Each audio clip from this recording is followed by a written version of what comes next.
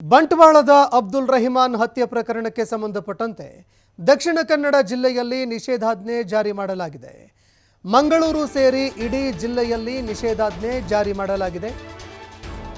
ಮೇ 30ರ ಸಂಜೆ 6 ಗಂಟೆಯವರೆಗೆ ನಿಷೇಧಾಜ್ಞೆ ಮುಂದುವರಿಯುತ್ತೆ.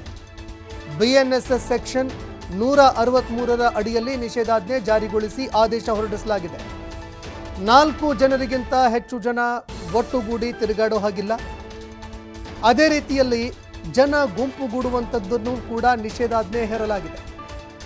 ಬಿಎನ್ಎಸ್ ಸೆಕ್ಷನ್ 163ರ ಅಡಿಯಲ್ಲಿ ಜನರು ಗುಂಪುಗೂಡುವಿಕೆಯನ್ನು ನಿಷೇಧ ಮಾಡಲಾಗಿದೆ.